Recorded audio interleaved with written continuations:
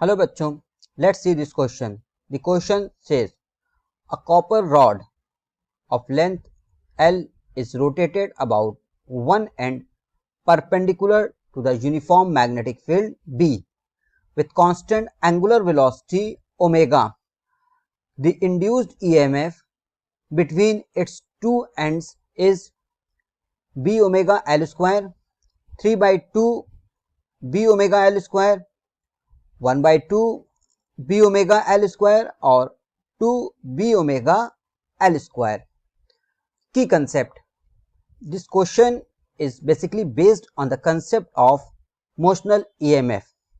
Motional EMF में जब कोई रॉड या कोई कंडक्टिंग वायर किसी मैग्नेटिक फील्ड में परपेंडिकुलरली मूव करता है तो ड्यू टू इलेक्ट्रोमैग्नेटिक इंडक्शन उस वायर या उस रॉड के अक्रॉस एक EMF जनरेट हो जाता है जिसे हम इंड्यूस्ड EMF कहते हैं। क्योंकि ये EMF रॉड के मोशन से हुआ है इसलिए इस EMF को हम लोग मोशनल EMF बोलते हैं। So this question is based on the concept of motional EMF। Let's see. इस क्वेश्चन में हमें एक रॉड दिया है जो रोटेट कर रहा एंगुलर वेलोसिटी ओमेगा से किसी यूनिफॉर्म मैग्नेटिक फील्ड बी में perpendicular to the field. Rod की लेंथ L है। हमें बताना है कि इस रॉड के अक्रॉस कितना EMF इंड्यूस्ड होगा। E is equal to question mark. Suppose this point is O and this point is P. Rod rotate करके सपोज दैट पॉइंट बी पर पहुंच जाता है इन टाइम डेल्टा टी और ये एंगल इसने कवर किया theta. Clearly omega is equal to theta upon delta T और theta is equal to omega delta t. Also theta is equal to arc BP upon radius L और BP is equal to theta into L। Now area of triangle OPB जो generate हुआ है rod के rotation से, this equal to area A is equal to half into base into height. Base is the L and this one arc BP.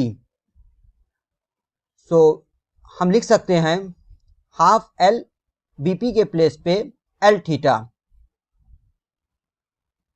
So area is equal to L square theta और theta के place पे हम लिख सकते हैं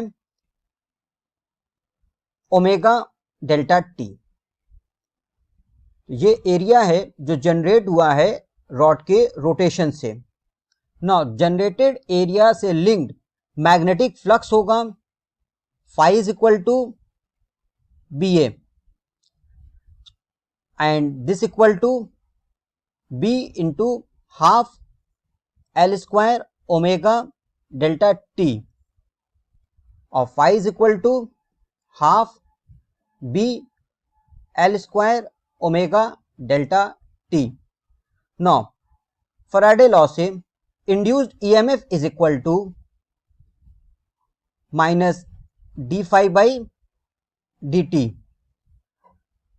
phi की value put करने पे half differentiation of BL square omega delta T.